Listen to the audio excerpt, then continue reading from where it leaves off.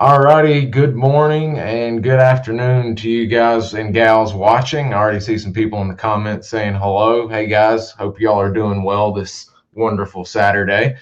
Um, we're joined, and I know it was short notice. I didn't make the event till yesterday, but a great short notice show. We're joined by author and Marine Special Operations veteran, as well as before that, he was a scout sniper and was an infantryman when he first joined.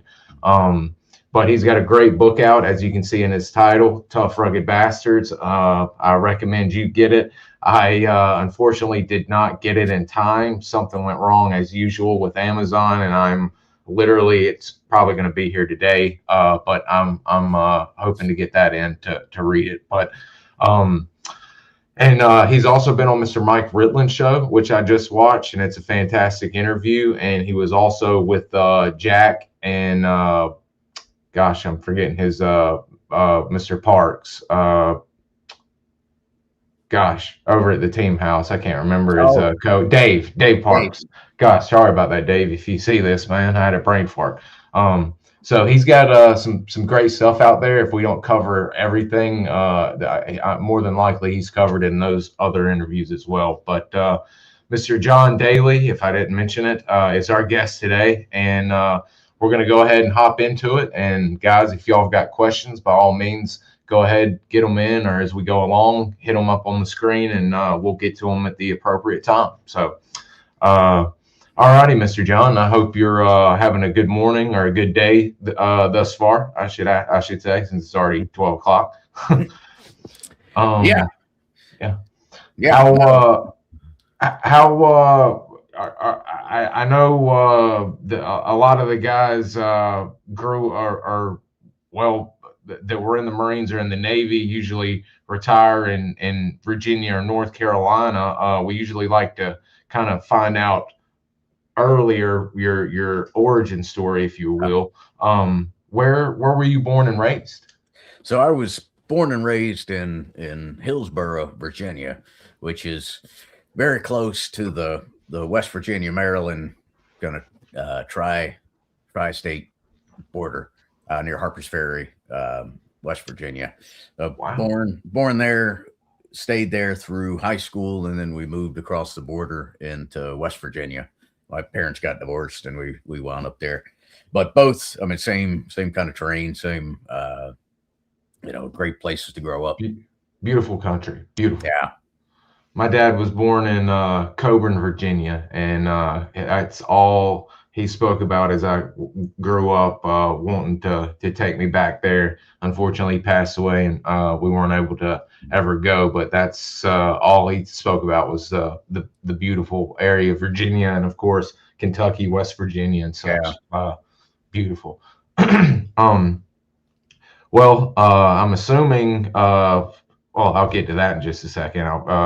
Were you a big sports guy, or were you more of a outdoors kind of kid? I was kind of somewhere in the middle. So I grew up away from most other kids. I mean, there was really nobody else around, so it was a whole lot of out in the woods. Out in the woods. But played, really loved baseball, and then got into wrestling, really to try to prepare for. When I knew I was going in the Marine Corps, got in wrestling, track, just anything that was gonna set me up for success in boot camp. Wow. So Virginia, or wait, you at this point in time you were where? West Virginia at this time? But by high school I was in West Virginia. So while I was in high school, I ran cross country, wrestling, and track, and then baseball. Wow. Okay. So they already had wrestling in West Virginia. I didn't know they had it, because we're in the Stone Age down here, but we're just now getting wrestling. That's pretty cool to see that wrestling was already a big thing up there in Virginia. I didn't know that. That's pretty cool. Yeah. I think to be not to get off on a tangent, I do jiu-jitsu now, but I think schools need to either have wrestling or jiu-jitsu for a sports activity. There's nothing like young men being pushed to their limits, learning to take orders and learning how to solve problems, shall we say, Yeah. to get better. I think that needs to be added in. Yeah, absolutely. It should be mandatory. Team sports, when you find people in special operations, most of them played team sports growing up, or most probably the military, but particularly like you said, wrestling, jiu-jitsu, or both, one, martial skills that help out, but also problem solving is the big.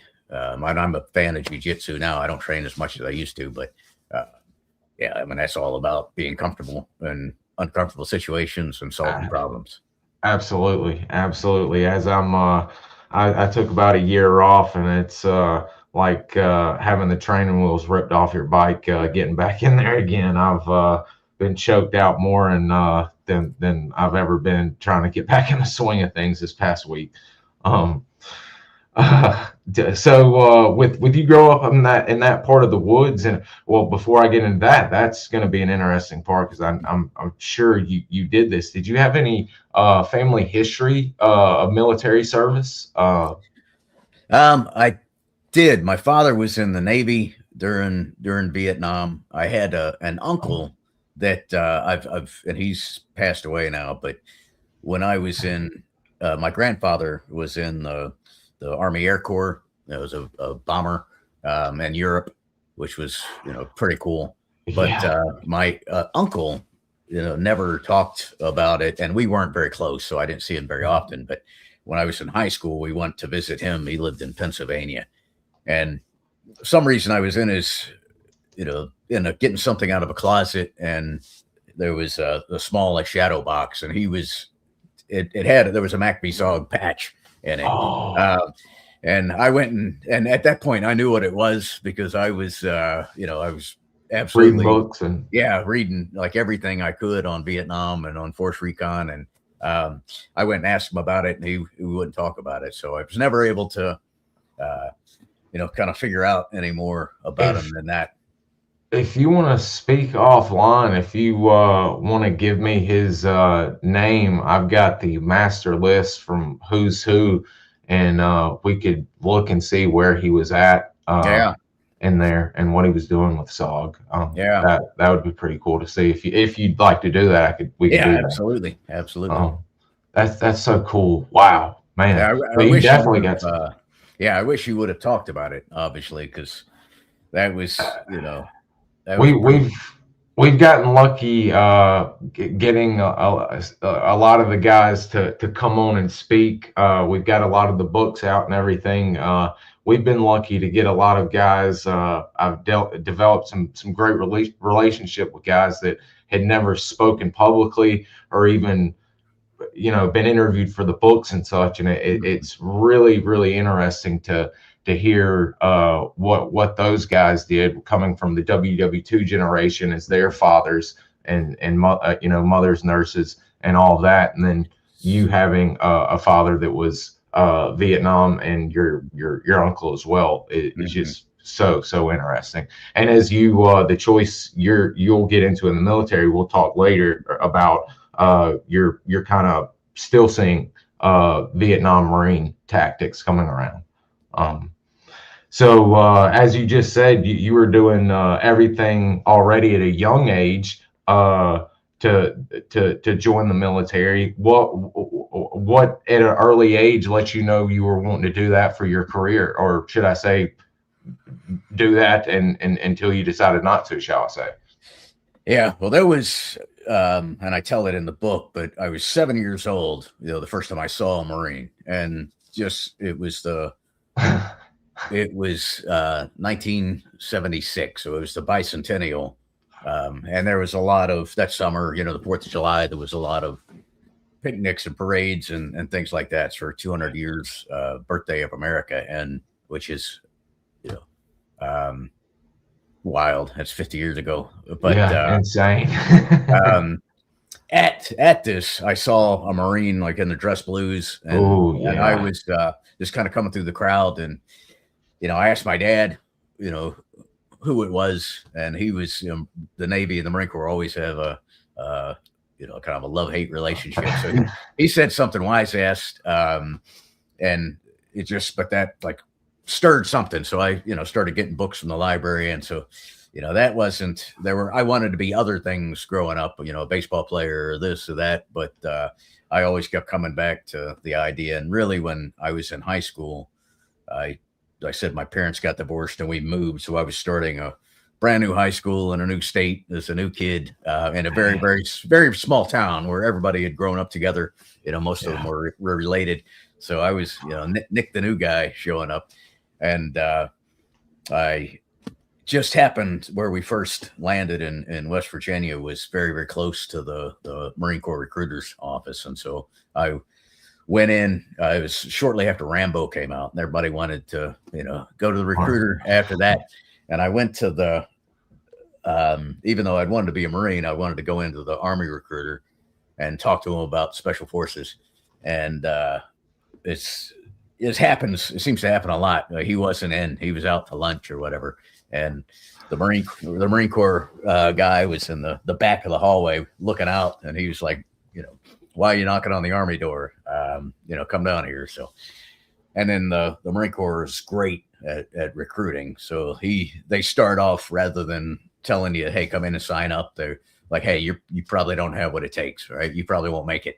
And that, of course, when you're a competitive, young man, it's young guy, you're like, yeah, let me, I think I do. Let me talk to you. And so, I knew, because I'd read so many books. By that point, I was reading everything I could about special operations in Vietnam, and there was just a ton of, fiction and a ton of, memoirs about that time, about the MACV-SOG and, Force Recon in Vietnam. All of these books were like starting to come out. So, once I really understood that the Marine Corps had Force Recon, that was kind of that they had somebody that did all the same things. I was sold. That was for me. It's so interesting that we've heard guys in the SOG realm that wanted to be a Marine for the dress blues and meeting a Marine as a young man, and the Marine recruiter not being there, and them going Army and becoming SOG. So now it's very interesting, the Army guy not being there for you and you going as a Marine. And I thought I remembered, and you mentioned in Mike's interview, Doc Norton's book, Force Recon Diaries, which we've interviewed him. Doc is a wonderful man. Yeah. Was the recruiter also a Force Recon dual qualified? What? He was, and he was, which is unusual. I mean, it's kind of unusual for a Force Recon guy to go but sometimes the Marine Corps makes you do things you don't want to do. And he wasn't there for very long. He was like kind of towards the end of his assignment as a recruiter. But when I walked in the office, on his wall, he had pictures of them, free fall, parachuting, pictures of diving, and his picture from sniper school was the one I remember the most. So it's just, there was like 6 guys in ghillie suits standing there. And, I was asking him about all these pictures. And I was, the one thing, that day I was like, that's just the coolest picture. I want to be, and I've got it over on the wall. My sniper school picture that's, it was a great time. So after that, the recruiter that came in was an infantryman. But and he was great too. He spent a lot of time working with me, teaching me things, so by the time I joined them, actually signed up or, went to boot camp, I had a pretty good baseline and a lot of the general information, and then, field type skills. That's awesome that you had such a great experience with both of the recruiters, because thinking, gosh, there goes the Force Recon guy that you're hoping will get you in, and a new guy comes in, and he's a good guy. And I forgot to ask, what time period are we at here with you getting in? So I come in I graduated from high school in the spring of 1987, and then joined right after that. Wow. Okay. Very quick then. And you joining in on the East Coast? Are you sent to Paris Island for boot camp, or? Yeah, so I go to Paris Island for boot camp, and that was, I mean, the first time I was on an airplane. It was, a whole new, experience. They sent us to I guess a MEPS station. Like I was the only guy from my class, the only guy that was leaving, but met up with a handful of other, guys. They put us in a hotel room overnight, and then flew in, the next day, and made our way to Paris Island, which everybody's heard about or read about or seen a movie about, and so that's definitely an eye opener. But overall, I felt that I was really prepared for boot camp, and also physically prepared for it, mentally prepared. And I think one of the things I've said this before, I don't know why even, I grew up, like I said, very, very small town. I was not a very, man of the world by any means, but I very quickly understood that, boot camp, the screaming and yelling and all that is for a purpose. And so you could kind of, when you can see the humor in it, a grown man losing his mind because somebody's, shoes aren't tied right or whatever, it's when you kind of see the humor in it, it takes some of the, the stress out of it. So, overall, I felt like I had a really enjoyable time in boot camp, learned a lot, got to train hard, and it was, a good experience. Man, what's it like? And I don't even think I've asked the other two guys, but what was it like getting there and them getting you off that bus and getting on those yellow footprints and the show began, shall we say? Yeah, that's an absolute. I mean, I don't care who you are. That's going to stress you out. You're driving, and so it was June when we got there. So it was hot, you're steamy. Driving from the airport. So you're driving, just seems like forever. And then you start going across the causeway, there's water on either side. You're going onto an island. Not getting out of here, man. No, there's no way out. And you keeps going and going and going. And then finally you start, seeing the lights. And when you pull up and I had read books about it, I knew what was coming, but there's nothing that really prepares you for that because everybody's quiet, just sweating, stressed, and then the bus stops and the drill instructors are everywhere, just screaming in your face, and that it passes like a blur, though. I mean, from getting on the footprints to going inside, to them taking you in, shaving your head, to getting rid of your clothes and packing up everything into a little box. I think that everything that you were wearing, everything except what they gave you, went into this box. And by the next thing you knew, the sun was coming up, and it was it's a whole new day, and a lot of stuff to do. Nothing left. Yeah, there was nothing of you left that you would come with. So that was kind of unique. I think, and especially talking to the Vietnam guys, and then my dad.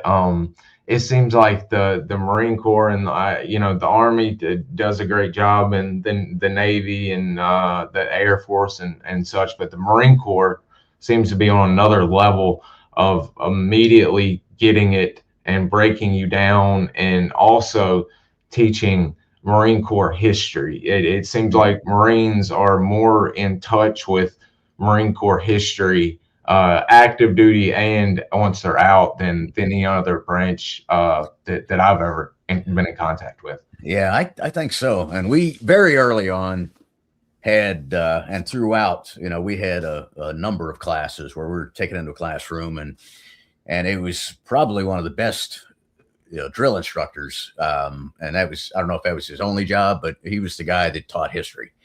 And I've talked now from what I gather, talking to, other Marines that have been drill instructors, they stick to the truth, I think, a little bit more. I know when I got the classes we got were the guy had no regard for truth whatsoever, but he was, it was more important, right? He was telling, telling the stories that were, kind of the way that he viewed them or the way they should have been. I don't know, but they were just all of us, nobody it wasn't the sort of thing where people were falling asleep. Everybody was hanging on every word that this, I think he's a staff sergeant, had to say. And that was the only time I saw him through boot camp, was teaching the history classes. And he wasn't one of my drill instructors, but it was, yeah, I mean, again, that was something that I thought I knew a little bit about, but that's, absolutely something that I think the Marine Corps does better than any other service. Absolutely. So it sounds like, and as you mentioned again, it's like the second time, not word counting you here or word counting you, but you were mentally prepared and wanting to do this. And it seems like the guys that are, that didn't come for, whatever reason, money or college or jail, or the guys that are wanting to go seem to have quite a, not an easy time, but get through basic with fair ease and end up transitioning well and going through. And it sounds like you were just that. You had no issues through boot camp at all.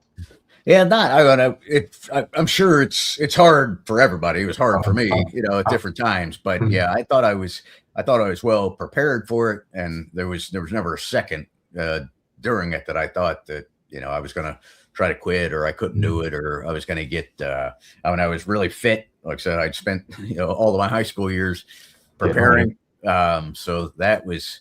I mean, I think I actually ran slower on the final physical fitness test that we did than I did at the first. But I put on, during boot camp, I think I probably put on like 30 pounds of, I came in as I was wrestling at like 124, when I came in, and I kind of, dropped a little weight to get down to that. But I think I graduated, somewhere around 150, 160. And just, when you're small, they make sure to feed you a lot. So yeah. It sounded like you came out of there a fighting machine, man. That's awesome. It's cool to hear the differences and the similarities between you guys and the Vietnam era guys. Just so cool.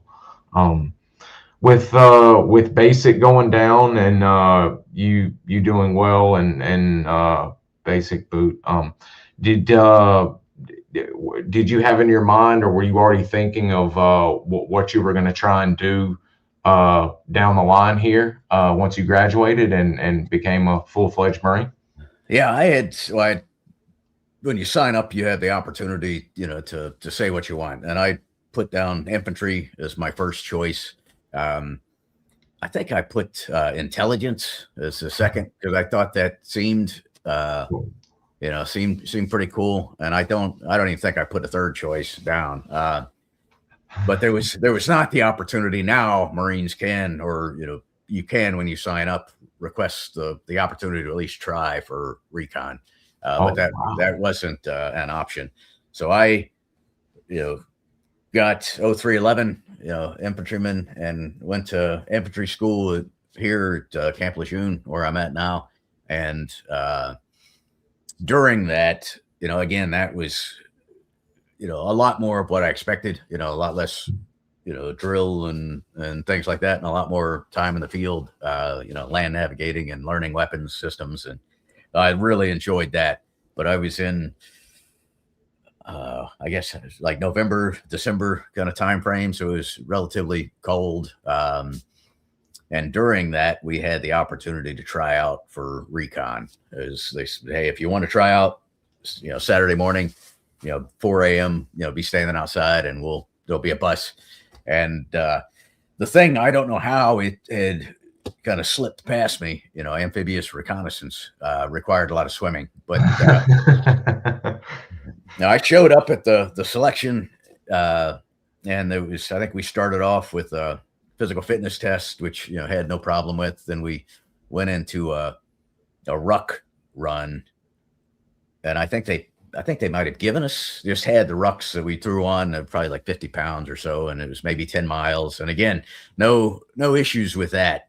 But then they loaded us up on buses and took us to the pool, and I grew up in jumping in creeks and ponds, and thought I knew how to swim, but I never learned how to swim. So strokes, different, telling me to do a side stroke or a breaststroke or was like, telling me to speak, Italian. I didn't. So I got to the point where they finally had to, I passed out in the pool. They pulled me out and told me that I was not going to recon. And so that was, I was crushed. But they also, I guess, were impressed by the fact that I passed out in the pool. And so I don't remember, I wish I remembered the guy's name, but he pulled me aside, and it was, I think, a staff sergeant, and was like, hey, what do you want to do in the Marine Corps? And I told him I wanted to be a sniper, and then I wanted to come and be in recon. And he told me, he said, hey, you'll have better luck being a sniper if you go into an infantry unit and get into a what was at the time called a surveillance and target acquisition platoon. And so I wound up, I went through the NDOC with a buddy of mine, and he made it easily. Was a great swimmer. And so we both got orders to Camp Pendleton, and he went to 1st Recon Battalion. I went to 3rd Battalion, 7th Marines. And to this day, I don't understand how it happened, but when I checked into 3rd Battalion, 7th Marines, they had made a mistake on my orders. So I was sent to Weapons Company. And as an infantryman, they don't really have any infantrymen in the Weapons Company. They have mortarmen and machine gunners, and so the only place that they do have infantrymen is in the sniper platoon. Oh. And it was, at the time, it was very challenging to get into the sniper platoon. You traditionally would have to do a workup, do a deployment overseas, and come back, and then they would have a tryout. No new guys getting this. No. But the first sergeant, when I checked in, realized that the easiest thing to get like me out of his hair was going to be to put me in the only place that he could put me. So he put me in the sniper platoon. And so the platoon sergeant, who was a staff sergeant, immediately, as soon as he found out, starts like yelling at me and telling me that he's going to get me kicked out. It's his mission in life to get rid of me. And so the easiest way he thought for him to do that was to take me and enroll me. So at the time, the 7th Marines as a whole was, all of the sniper platoons had come together, and they were running a regimental sniper course. And this was just, they would take the non-snipers, put them through training, shooting, stalking, and then based on who did well on that, they would decide who would actually get to go to sniper school. So this was absolutely it wasn't a sniper school, but it was run like a school, essentially. So it was I don't know how many weeks long of training, and it had been going on for about a week by the time I got there. And so he decided that the easiest way to get rid of me was going to be to throw me in this course that was already in session, and I'd screw up. And so I get, I'm like, brand new kid in starched camis. He grabs me, takes me down to an old building, opens the door and throws me in, and all of the tables are full of guys and, that have been out on a stalk. They're in ghillie suits, and they're all turn around and look at me, and I'm standing there, and I'm like, I think plus I'm a private, and they're not much greater, but they're like lance corporals and corporals. And so then for the next they told me, hey, you got to have a ghillie suit by Monday without telling me like how to make one or the equipment necessary. So luckily, a couple of them took pity on me and, kind of gave me a hand. And, I found that, like I said, I had grown up out in the woods, a lot of time, hunting, things. So a lot of it came relatively naturally. I also had, which I don't anymore. I wish I did, but I had and not a photographic memory, but I was able to read very quickly and retain the things. Very good recall. Yeah. And I could shoot. I had, grown up shooting. So as we, started going through this course, I was doing better than expected. And then by the time it was over, they're like, man, this, I had actually done pretty well. And I had kind of begrudgingly won the respect of most of the Marines there. And so they were like, hey, well, we're going to let you stay in the platoon. And that was, a pretty awesome thing. But it was kind of very early on. I got, again, it was like I couldn't have lucked out, any better for that to happen. And so I got to then, deploy. We went to like Okinawa, Thailand, Philippines, and kind of train in that sort of environment, which I thought was super cool because it was pretty close to, the Vietnam environment that I had spent so much time reading about. So that's kind of how I grew up, in the Marine Corps. And then, when I came back from that deployment, I went from 3rd Battalion, 7th Marines to 5th Marines and was able to go to sniper school there. And then finally got to go and get the sniper MOS.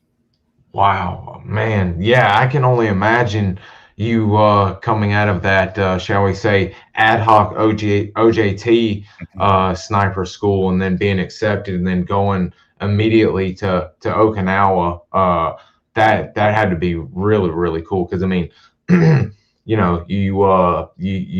read the Doc Norton's books. They were all there at Oki or the Philippines doing dive school and all of their training as well. So I mean, that had to be very cool getting to be in the same place and footsteps where all those guys were training. Oh, absolutely, man. And so you're transferred over to the 5th, and then you were by passing. Besides being accepted in, you are now given a slot into actually getting to go to sniper school. Yeah. So I went in 89. I got to go to sniper school.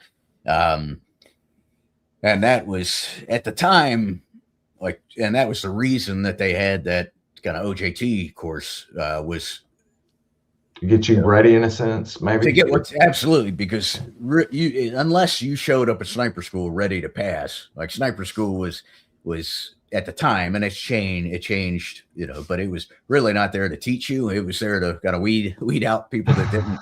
So you really kind of needed to show up already, with 90%, capable.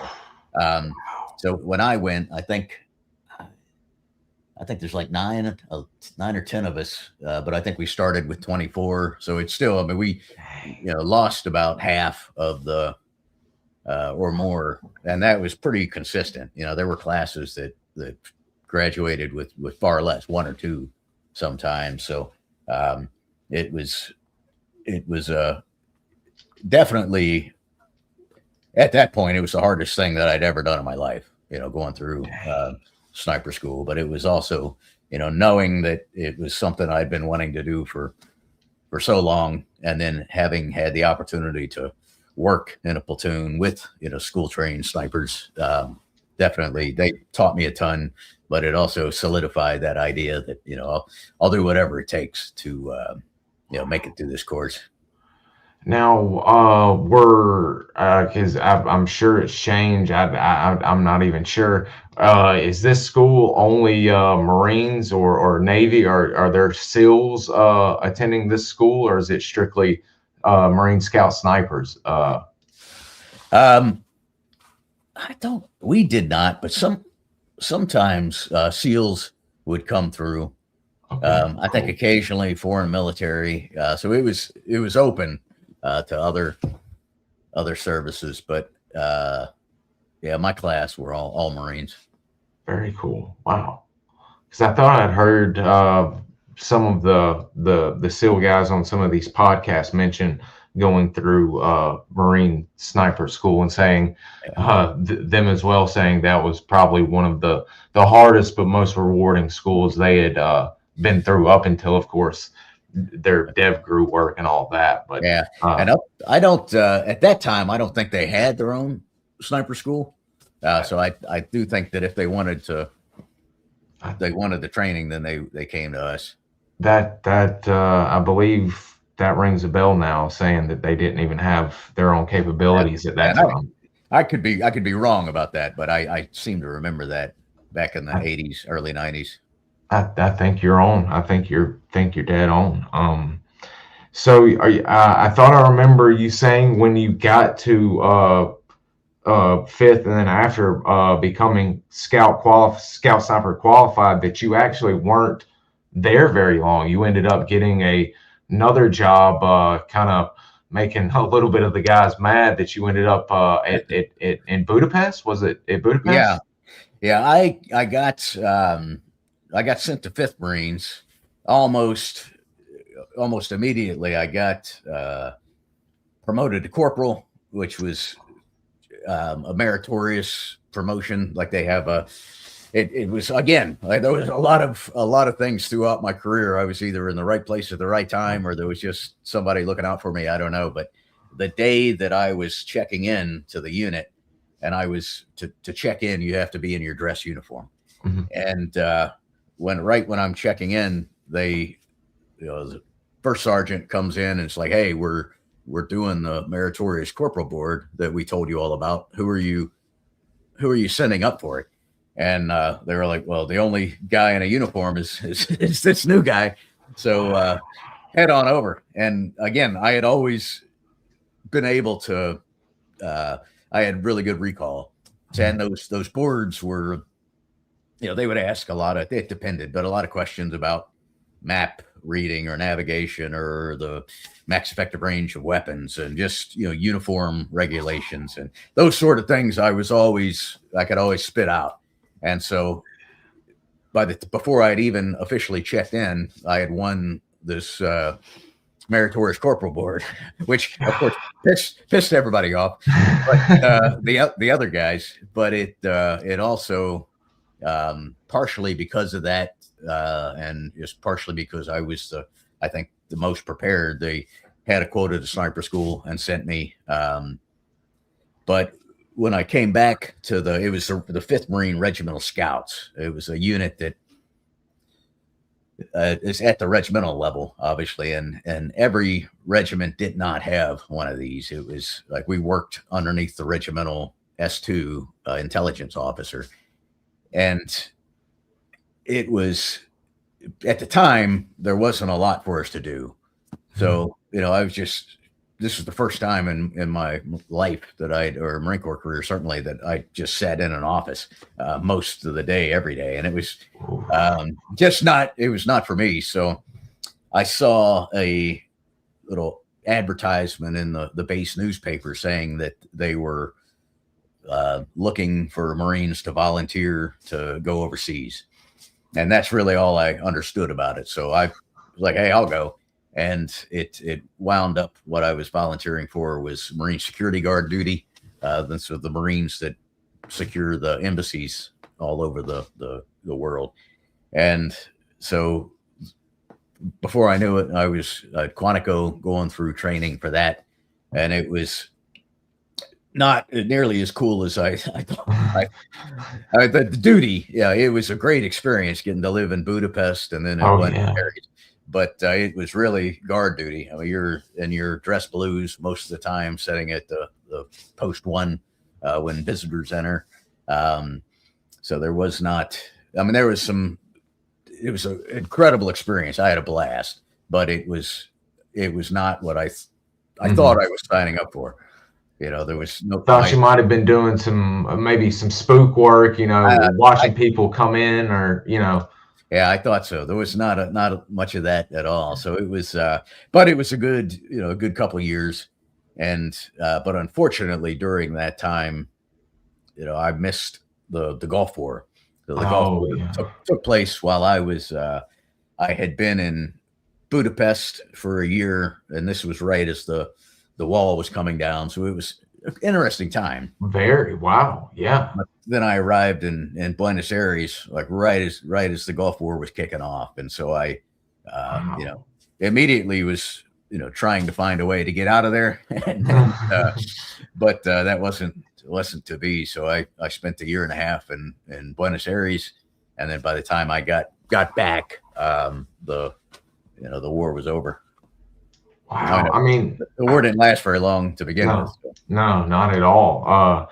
My dad always said, and I've heard other guys say it, that, if you're wanting it and wanting to travel the world and have the opportunity, but I've only heard it's for, the strack, for lack of a better term, or the well put together Marines. But pulling embassy duty is a pretty cush gig and pretty cool if you're wanting to travel the world and all of that. It's definitely not combat by any means, but you're out there seeing the world, doing some important or seeing some important stuff. Yeah.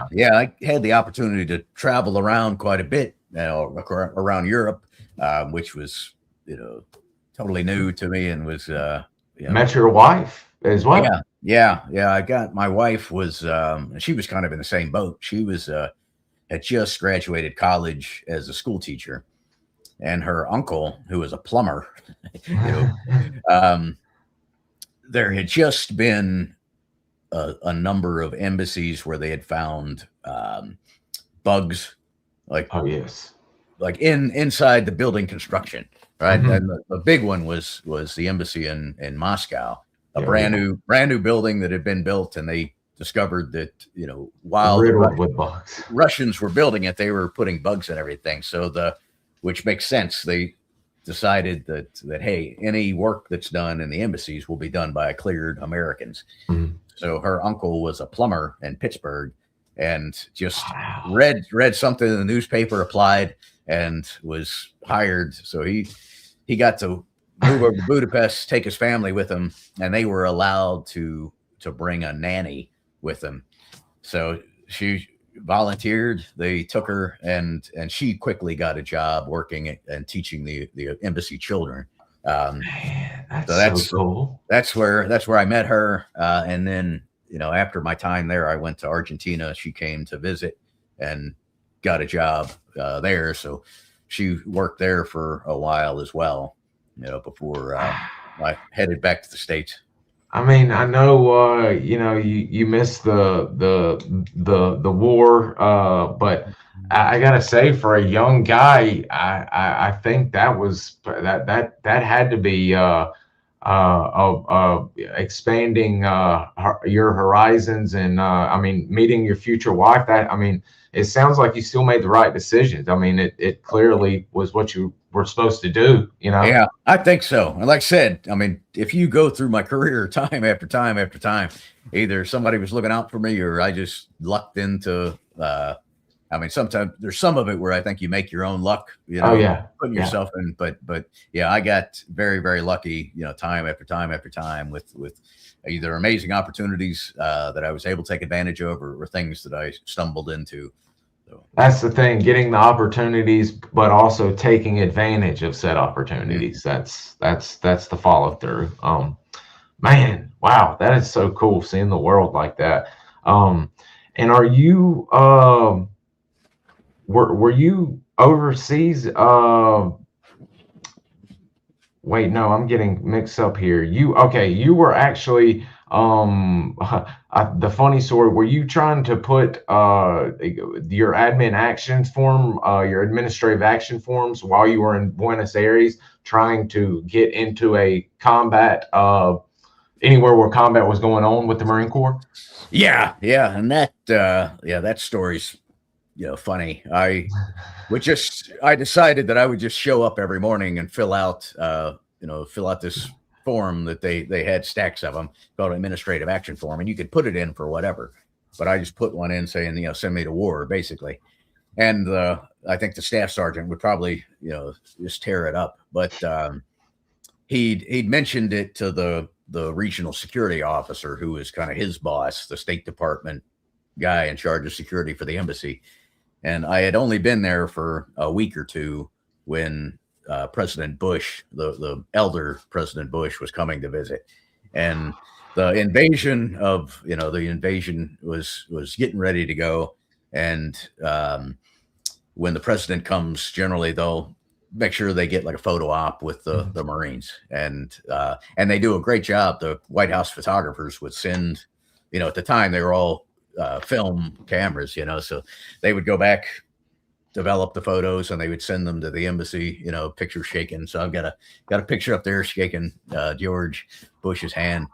But while he's coming down the line meeting us, the regional security officer must have whispered something to him, because he's like, I think I was a corporal. He said, Corporal Dailey. He's like, you're the one who keeps trying to go to war?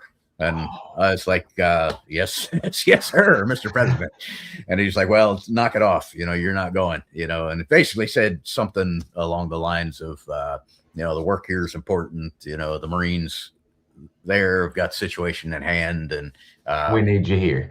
Yeah. So it was at that point, there's nobody left to appeal to, Once the president says something, it's pretty set. No, it was pretty cool. I mean, it was, and the limited time that we had meeting him, I mean, he was an incredible man. Took time to spend with us, and it was cool. How many Marines can say that not only, meeting the president, but the president actually knew me from my paperwork filling out ability of trying to get into combat, actually knowing me. That's pretty heavy duty as well. Yeah, it is. Man, I love that story. So with your actions being your form being, shall we say, turned down, the president saying, stand down, if you will. What's next in line here? What are you doing? Are you going back stateside soon, or? So I still had over a year in Buenos Aires, which was not bad. I mean, living in Argentina is not too shabby. But so when I did finish my time there, I was a sergeant by the time I left, and I got orders to go back to 3rd Battalion, 7th Marines, which I had been at Camp Pendleton, but in the interim, they had moved to 29 Palms. So I reported out there in the middle of the desert to the sniper platoon, and when I checked in, found that. Which wasn't terribly uncommon, but the platoon didn't have any trained snipers in it. They had sent guys and they just hadn't passed. So really the first order of business, became, let's really buckle down and start training these guys to go to sniper school. So we, did that. I got another sergeant, got through school relatively quickly, and then we started, just spending all of our time out on ranges, or when we could, traveling down to Camp Pendleton to, help them train on stalking and things like that, where they were actually going to go through the course. So ultimately we had a pretty high success rate, and we're able to get our Marines, trained. And then from there we went on deployment again to Okinawa. Wow, man, I can only imagine you coming in there and nobody being trained and all of that, and having you help with you being trained and all of your experience thus far, taking the guys under your wing and helping them out. I can only imagine how the rate amongst the platoon probably grew drastically with guys that were tabbed or not tabbed, but school qualified. I would say.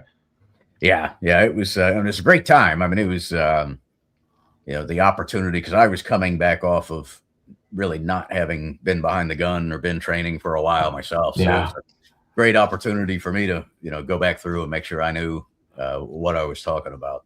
Out of those damned embassies. So wow, man, yeah, you're back with the boys. You're working. You're also training. You mentioned y'all get over to Oki and do some work. What's going on now? Are you gonna stick with the with 3-7 a while, or when does your force reconnaissance tryout start up? We're going back to boobies. I'll be right back. Sorry about that.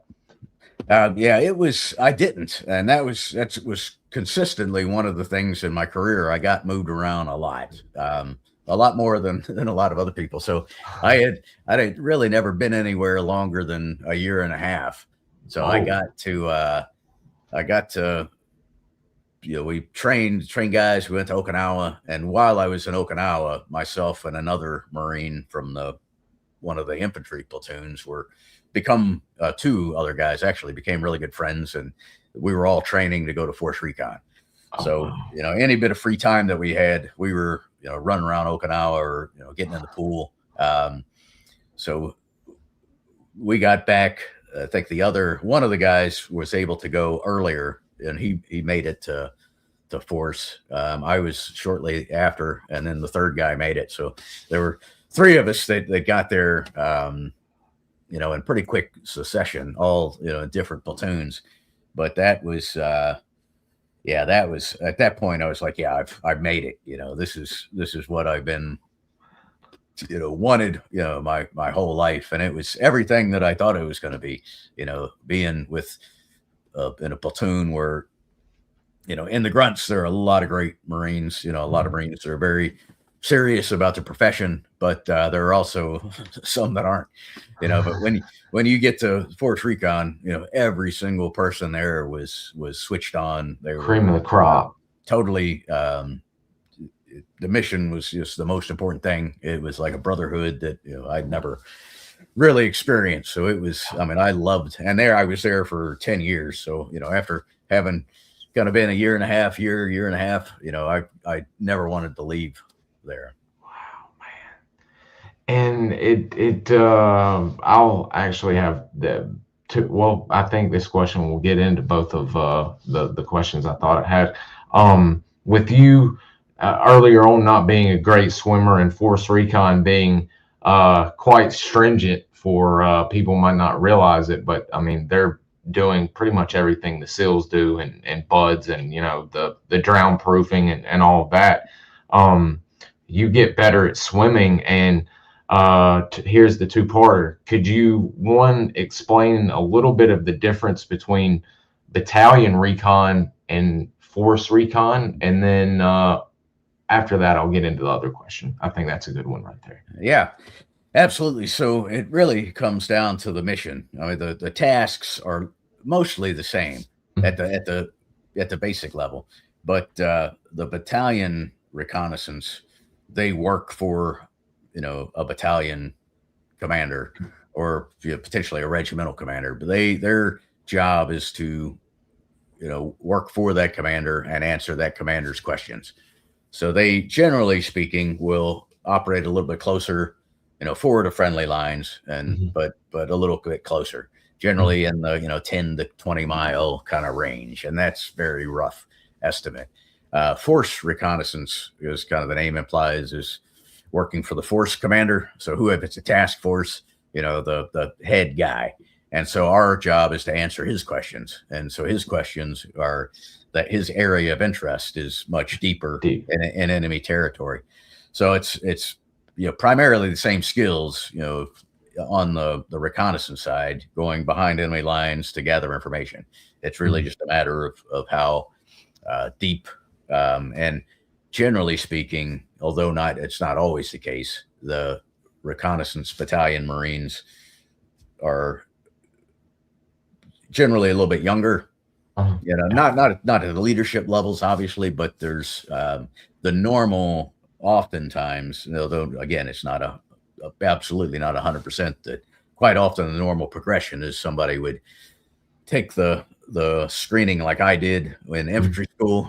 If they pass it, go to recon battalion, spend some time there, go to force, And then once they get into a leadership position, hopefully come back and kind of share that knowledge, and then they'll move back and forth. I was a little bit different of a position. I showed up as a sergeant, and never spent a day in Recon Battalion. Wow. Okay. So I wished I could have. That's it's a great mission, and there you really get to do a lot of teaching some of the younger Recon Marines skills. So I definitely is something. There's a lot of things in the Marine Corps I wish I could have done, but that's one of them. Wow, that's very interesting to hear. Wanted to teach the guys that's very cool. And we have a great question that just came in, but the one I was curious about between battalion and force, because you ended up, I believe, going to dive school and various others. Is that one of the biggest differences in force and battalion? Also, is the schools available to the different? Not the both force and battalion have a jump mission and a dive mission, so it's not uncommon for either Marines to go to those. Generally, so again, a lot of things nothing's black and white, but a free fall school is more likely to go to Force Recon, or you're more likely to find Force Recon Marines that have been the free fall school than although even now, then that was the case then. That's not necessarily the case now, because things have changed. But there was the addition was in Force Recon had the mission of close quarter battle, and that was really the big differentiator. So when we prepared to deploy with the Marine Expeditionary Unit, we would the force or the Recon Battalion Marines would train to provide reconnaissance for us in order to execute direct action mission raids or hostage rescue type of things. Wow, very interesting. That fantastic. One of our viewer questions, and you might know the answer to this, might not. I don't know very much about this Army company. What are the biggest differences between Force Recon and the Army long-range surveillance companies? I don't know a ton about the LURS guys. We would go to the course. I never had the opportunity to, but it was a great course. The Army is at the time it was called LURS-D, I think, Long Range Surveillance Detachment, and it was really big on vehicle identification. So being able to with only seeing a portion of a, and at the time we were very focused on military or Soviet military threats. So being able to see a muzzle brake on a main battle tank or a road wheel on a tracked vehicle, and being able to identify whether it was a T-62 or a ZSU, whatever. So the LURS guys were big on that, and other than that, I mean, a lot of similar missions, but I also think we worked in smaller teams, generally speaking. But wow, yeah, don't quote me. I'll have to look into that LURS. I've not. I don't know much about them. That's very interesting. I'm writing that down on my little note sheet here. Very cool. Great question, by the way, Josh. Yeah. And a lot of stuff is going on at this point in time. I think I thought on one of the podcasts you mentioned that y'all were either doing or training for VDSS, or was that after 9/11 when that started occurring? No, that was so when in 1987 when SOCOM started, the Marine Corps opted not to participate, and when they did, the Marine Expeditionary, at the time they were called the Marine Amphibious Unit. So the Commandant of the Marine Corps renamed them the Marine Expeditionary Unit, and they developed a list of 11 or 13 missions that were special operations missions that assigned to the Marine Expeditionary Unit. And so they were called the MACV-SOG, Special Operations Capable. And so we would do the MEU, in case, for those that don't know, is generally consist of 3 Navy ships, with 1,000 or whatever sailors on board, and then a Marine Infantry Battalion with a Reconnaissance Battalion, platoon, the snipers that are with them, a Force Recon platoon attached, air combat element, and then a logistics combat element. So we totally like a microcosm of the Marine Corps. Like it's a pretty badass floating, capability. And as all of these things came together about 6 months before the deployment, we would go through a series of training exercises to make sure that we were certified. And that certification, at the end of it, you would get checked off as being special operations capable. And those missions were largely direct action type missions, but in extremis hostage rescue, gas oil platform, BBSS, embassy evacuation, and there was a number of others, trap rations, tactical recovery of aircraft and personnel. So all of these largely fell under what was a conglomerate called the MSPF, the Maritime Special Purpose Force. And that was the Force Recon platoon, the Recon Battalion platoon, the snipers. We would have what was called a trailer platoon. So one of the infantry platoons within the battalion would get selected, and they would go through some close quarter battle training, and they would support, by providing security, containment or isolation of the objective. And then some of them would come into the house with us, when we were, and, help us as we went through. So it was, some of the best training that you could get, for 6 months in preparation of this, deployment. It was always a phenomenal time. Man, that is heavy duty. That wow. It's always neat to learn about this, because I've had still learning stuff every day. Had no idea about the MACV-SOG, and I believe I've got a picture from one of the MEUs, and there's another question, but dealing with a photo. But is this the guys just shooting and getting ready, I guess, either staying sharp, or if something was going down, y'all would get out there and shoot to get ready? Yeah. So one of the requirements to be certified to perform hostage rescue, and our role was to provide it if the big boys couldn't come in and do it. So, but we had to shoot generally every 48 hours was, we were supposed to get out at least every other day and shoot to keep our skills sharp. So we would go out on the helo deck of the ship, like we are there, had a system for, throwing up targets, and we would go through and shoot. And that would have been based on the equipment. That would have been the deployment going into Afghanistan, because we had just got that equipment. So interestingly, that gear that I'm wearing, or the body armor that whoever that is wearing, is called FSB, the Full Spectrum Battle Equipment. And it's 1999. Before we had that equipment, we had point blank body armor that was incredibly heavy, and there was no way to get rid of it. And there was another platoon, 5th platoon from First Force Reconnaissance Company, was doing BBSS, and as they were flying in, the helicopter, the skid of the helicopter caught on you can't see it in that picture, and it wasn't this type of a ship, but there's a cargo net, or essentially a steel net, that extends beyond the ship in case somebody falls off. They caught a skid on that helicopter, flipped, and went down. And it,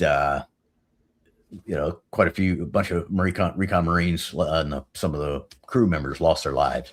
And a big reason for that was the equipment. They couldn't get out of it. So I had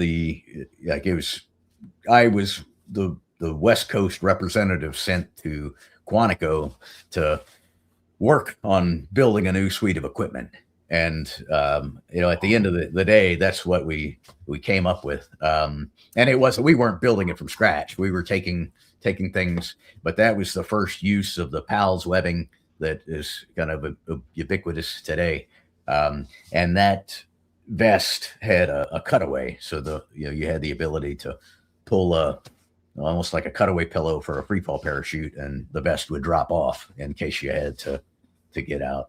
But that was started to be fielded probably into 99, early 2000. Wow. I mean, that's so cool. There you are, still in the game, but actively also doing something that's going to be saving lives even while you're on the ground working, contributing to that. That is super, super cool. Wow. Yeah, I thought I remember on one of the podcasts you had a nickname, and I was wondering, with you wearing the hat in this photo, Ranger. It looked like your Ranger hat. Was your nickname Ranger? Yeah. Yeah, I forgot about that photo. Is that a Ranger hat?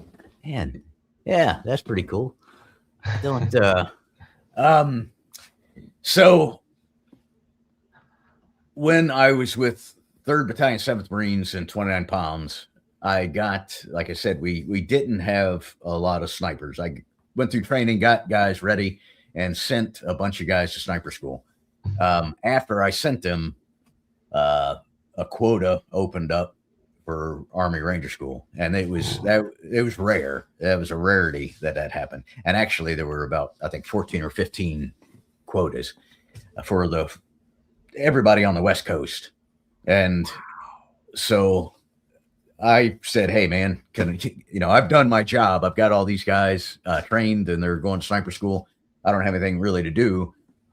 Do you mind if I try out? And so we had our own tryout at 29 Palms. And there was a Marine gunner who had been to Ranger School. So he ran it, and it was just a thrash session. But at the end of the day, myself and another couple of people were picked to then go down to Pendleton, where 1st Recon Battalion was running the screening for anybody from Pendleton. So it was a great opportunity, because I got to meet a lot of Marines from Recon Battalion. And by the time it was over, I was one of the guys still standing, and the guy, I wound up becoming, great friends with him. He wound up retiring as a sergeant major, Barry Morgan, but he was the guy who was running the training. And he was, as not being a recon guy, he told me, he's like, hey, you really, when you get back from this course, when you get the chance, you really should take the NDOC again and try to get to recon or get to force recon. And I already had that intention, but when it was good, it meant a lot for him to kind of take the time to tell me that. So I got to go to Ranger School, which was a great course. I mean, it's just essentially you go out on patrol and don't eat for a couple of months and don't sleep. So by the time I finished that, I was back down, I think, to my high school wrestling weight almost. So I lost about 30 or 35 pounds during that course. And that was not uncommon at the time. Like, they realize that's kind of does lifelong damage to your system. So I think they've changed things a little bit, but, and following that as kind of like the graduation present, because that has a relatively significant attrition rate as well. I got to go straight to jump school. So I had, now at this point, I had, being a sniper, already being jump qualified, I kind of had a leg up when I got to Force Recon. And when I arrived, they decided to put me in the operations section for an indeterminate amount of time. And that's, again, I didn't want to go to Force Recon to sit behind a desk. So I was trying to do whatever I could to find a way out. And one of the staff sergeant in there, we started, got to know each other, and he was leaving to join a platoon. And I told him, hey, I'm a sniper, I'm a ranger, I'm these things. And, I really want to get into a platoon.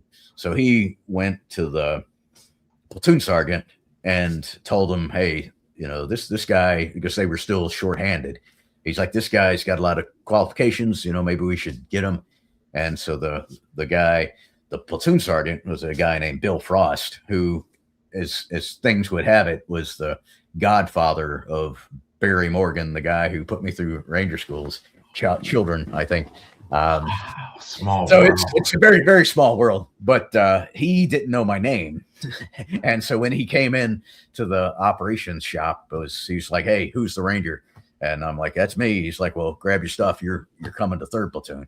And so I grabbed my stuff and I left, but nobody knew my name for a while. So they just started calling me the Ranger, because at that time it was relatively unheard of for a recon Marine to have been a Ranger school. They didn't get the opportunity. So I became Ranger Dailey. And over the years, there have been stories that I was a park ranger, that I've heard. And that's, before I came in the Marine Corps, that's how I got the name, or a Texas Ranger. And none of those were true. So I've been occasionally, and I know it's an old timer when I'll get a text message or somebody will call on the phone and they're like, hey, Ranger. So it's rare that people call me that anymore, but it'll probably always stick with me. And I learned, the opportunity to go to, I've got to go to a lot of Army schools, but Ranger school is definitely one. I think that you learn a lot about yourself, because you learn how you will react when you're really, really hungry, really tired, really, wet, sore, and all of these things. And they do a really good job of that. Man, yeah. I mean, there's out of all the Force Recon guys I've spoken to, even the Vietnam guys, there's probably only that I can think of, maybe 2 that I've spoken to. And to take that back, one of them was Battalion Recon, and then one was Force Recon. So yeah, it seems to be quite rare for that. That's pretty cool to be able to do that like that. And yeah, losing that is an ungodly amount of weight to lose in a class. I mean, yeah. Geez. Yeah, the other ungodly thing was that I put it all back on in about 2 weeks, I think. I can imagine after being starved and depleted like that, it came easy to put that back on. Oh man. So I imagine it's probably getting close to 9/11 at this point in time. Were you again overseas training with Force Recon when that happened, when 9/11 occurred? Yeah, I was. So I got while I was there, I had done a couple deployments as by my first deployment, I had become an assistant team leader. I think then a team leader, and then spent a couple of years at Force in a training, running what was called or being a member of what was called the training cell. So we would help those platoons go through their 1.5 year train up, and that started getting old. So I was kind of begging to be allowed to, get back into a platoon. And right as I was getting ready to make that transition was when that helicopter crash happened.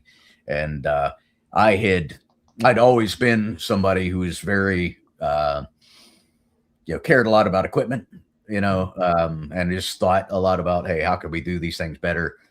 So within First Force Recon at the time, we had the opportunity with the commander that we had to experiment. We were some of the first people to put aim points on our M16s, even before, we got M4s, and that opportunity to go up and help develop the FISB equipment led to meeting, people in people who really focused on equipment for SOF, and that led to, you know, my platoon being able to, like the Mitch, the Mitch communications and Mitch helmet. We were the first. I think we were the first people in the DoD to Wow. We were testing those, you know, throughout our workup, because they had to make sure that they could be worn for, you know, many hours at a time. So as we were going through our close quarter battle training in preparation for that deployment, it was kind of a first. You know, we would go through, you know, with our communications on, and rather than the instructors yelling, you know, to fire this drill or fire that drill, everything was over communication. So that was unique. And then we deployed. We went to our first real stop was Australia, and we did a couple days of training with Australian snipers out on a range in Darwin, which is kind of out in the middle of nowhere. And then we came back into town and had a night, you know, our first night out. We were sitting in a pub, myself and the team leaders, and 9/11 happened, right? So we saw it on TV. It was, of course, you know, 9:00 p.m. So we all got back on the boats and headed towards Afghanistan. Man, straight from Australia, straight to I mean, I know stops, but I mean, in target, Afghanistan. Yeah, so we got, we were, I mean, late October, I think, or early November, we were in Pakistan, kind of establishing some landing sites and offload sites, you know, along the coast. And then by end of November, we were in Afghanistan. Man. So, I mean, were these like, I mean, of course, not the first, but I mean, were these like some of the early bases for Marines to get into Afghanistan from Pakistan, these bases and places you were setting up or managing?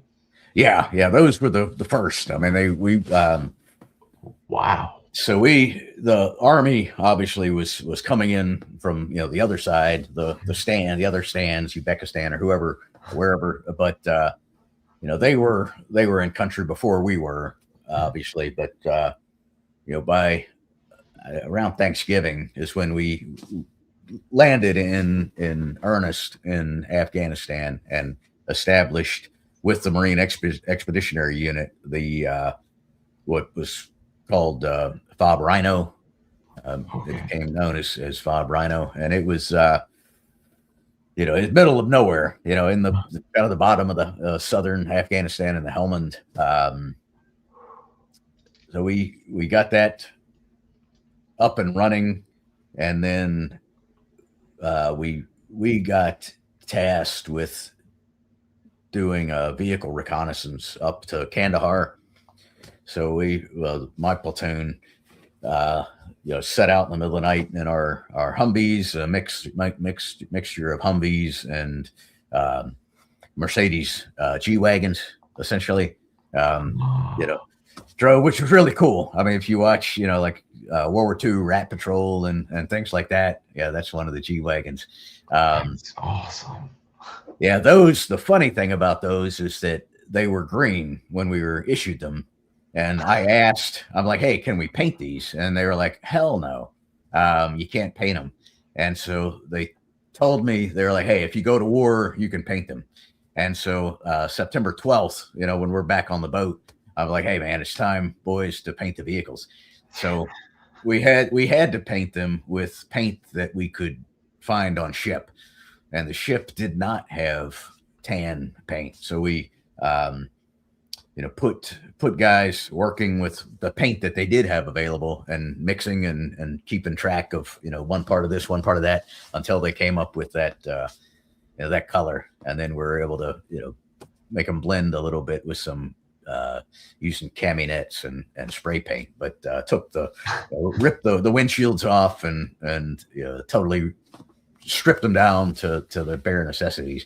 And they were not a great, I mean, they're a good vehicle and they'll fit in the back of a CH-53 helicopter, but I mean, you could really, 4 people and their equipment is really maxing it out. So, 2 of those, with a recon team didn't leave you a lot of, any ability in case one went down.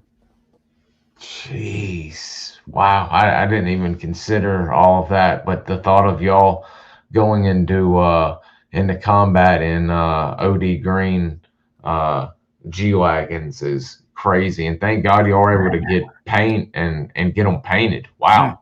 Yeah, a lot of almost they would, before we would deploy, they would issue us and we had to return them after, but they would issue us like 2 sets of desert camis.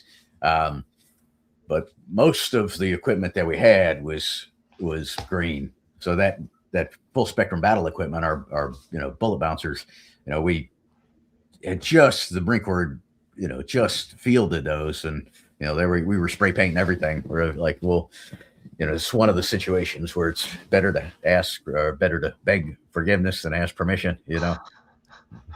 Man, oh man. Oh gosh. Is this around the time that I believe General Mattis came to see you guys, or y'all crossed paths with General Mattis?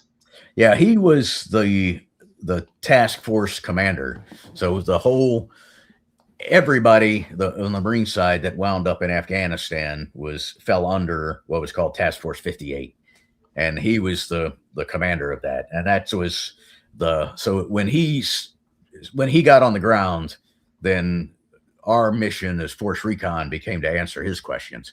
So where we had, so he was the force commander, so we were there to, we got, so really cool story. We'd been on the ground for a couple of days, and we needed to send a team to do a reconnaissance and in place some sensors, right? They would detect motion, like seismic intrusion sensors. And so this guy, Blake Smith, took his team out. They had just come back, and General Mattis had just arrived. And the MEU sergeant major came to me and said, hey, I think it was one Marine was due to get promoted, and one was going to re-enlist. A guy named Corey Nash was going to re-enlist. And he's like, well, what I would like, because they had come out, they've been out for like 3 or 4 days. So they had a beard, or a little bit of a beard. They were, all dirty. And he said, I want to re-enlist like this, I want to re-enlist dirty. And they like, sure, whatever. But then the sergeant major's like, hey, let's get General Mattis to come and do it. And so, General Mattis is, he's a 2-star at the time. And I think this is before he was Mad Dog, right? He gets brought to there it is. Yeah, he was, that's Corey Nash on the right, who later retired out of MARSOC as a master guns, and Cole on the left, who spent a good while, as at least a staff sergeant or gunny, I think, at Force Recon. But re-enlisted them. And of course, there was some officer in the back that was like, why didn't they get cleaned up, and why are they all dirty, and this and that. But General Mattis didn't care whatsoever.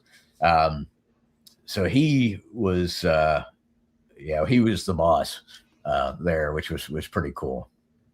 Gosh, man, that is really, really cool. And then to have it on photo for these guys as a member, I mean, that is so cool. And so that's cool. that area that we're in was, which I didn't know this until I started writing my book, and I went and did some research, but it was built by rich Afghanis. They are big on flying falcons, taking their falcons to do hunt. And the location that we were at, Fob Rhino, was called the Registerian Desert, which is in the Helmand Valley, but there had been a pretty significant drought over a number of years, so it was very dry. But these rich Afghanis had built this compound that had an airfield, had all of these, a pretty significant perimeter wall and guard towers, and that's where we were hanging out. And so those are the buildings that you see in the background of that photo. Man, that is so cool. I mean, I know it's a war going on, but I mean, for y'all to be at the biblical areas and all of the ancient antiquities and sites, that had to be pretty cool. I know Oh you're dodging bullets, but I mean, in the grand scheme of things, that's pretty cool to be over there where y'all were like that. yeah, absolutely. Man, oh, uh. And is there, I know you get into a big gun battle. We're here an hour and a half. I know because we've still got a good bit here. But I think you cover a pretty wild Taliban gunfight in one of the podcasts. And does that actually take place on FOB Rhino, or was that? No, it was, let's see. So listen, we were tasked with finding a route from Fob Rhino to Kandahar. So we took off, drove, through the night, through the middle of the desert, which was, again, it was like if you watched like Rat Patrol, like World War II in the North Africa, or if you watch the Generation Kill. So yeah, something like that. The SAS, the Rogue Heroes show, just zooming through the middle of the desert and small vehicles. That's what it was like. All right, so it was, we drove about 130 miles, through the desert over like 2 nights, and that was the day in between. We found a way to or found a place to hide out during the day, and we made it up to. Found the route, sent back the information.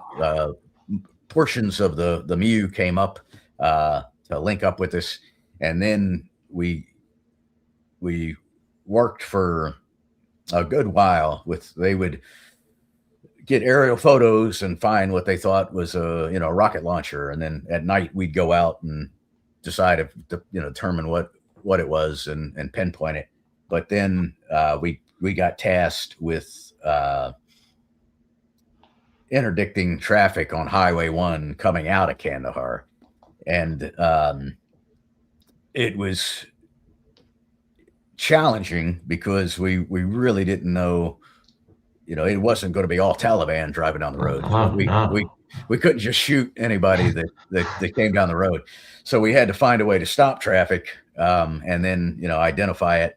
And so we used some other elements from the MEU helped us out, but string concertina wire across the road with chem lights hanging on it. And then above your, like well before your area as a warning to where you don't have to fire shots. You've got this up, the concertina wire up. Yeah, actually we were behind it. So as the vehicles were coming, they would pass us, then they would run into the wire and they would stop so we could come up from behind them. Okay. And then I also had one of my vehicles off on a flank with machine guns so they could cover us.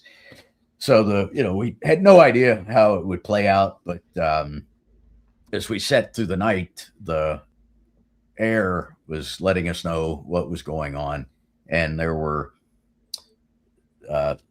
4 convoy of 4 vehicles left Kandahar headed for us. But at intervals, 3 of the vehicles, which were larger, like bus or kind of large trucks, would pull off, and the lead vehicle, which was a pickup, would scout ahead.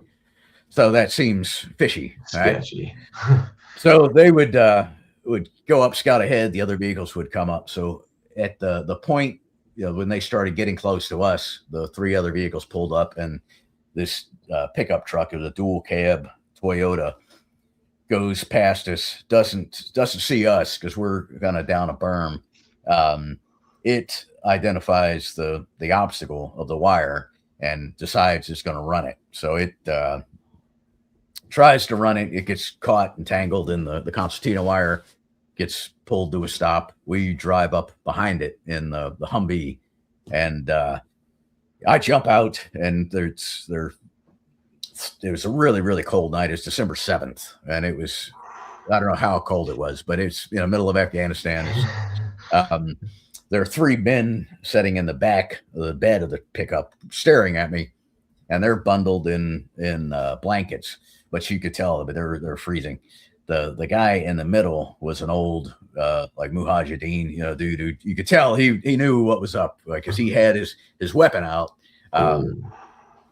And as the vehicle stops, people start trying to pile out of the interior of the vehicle probably had 6 to 8 guys crammed in it. It was it was a dual cab, so it was cold, so anybody that could get inside was going to be inside. But I jumped out, tried to yell at them to, hey, put down your weapons, and they didn't speak English and they didn't pay attention. So we got into a very close, kind of one-on-one gun battle with those guys. And then, like a clown car, they just kept like piling out of the truck. But very quickly, we realized that the truck bed was full of ammunition and explosives and things like that. So that got to burst into flames. The truck's on fire. There's still guys who are kind of burning in the front of the cab trying to get out, and they can't get the front doors open because the concertina wire is kind of run down the length of the vehicle. So once it became clear that we had won the gunfight, I tell the guys to start backing off because things are burning and bullets are starting to cook off. And in RPG, there was a case, I guess, of RPG rockets, because they start like firing off. None of them exploded because they hadn't been armed, but just the charge initiated. So it was pretty exciting for a little while. And then, once we were, made sure we had everybody, then we called in aircraft on the 3 other vehicles. And so we, it wound up, that was the first gun battle, gunfight that the Marine Corps got into in, post 9/11. And we, unclear, but, estimate, that night we took out, 80 to 100 Taliban. So it was, with all the other vehicles. So it was pretty good night. Holy cow, man. That I can only imagine, not only point blank gunfight, but all of that cooking off in the back of that truck. I mean, that had to be an absolute madhouse going on. I mean, it was wild. Jeez. And as if that's not enough, on this same trip, deployment,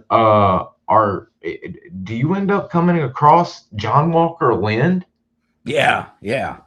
So it was very shortly after that. We had up Tora Bora, right? They knew that there was kind of trouble brewing. So we had not brought our free fall parachutes with us on the deployment because there had been an accident and one of the Marines in our platoon had died.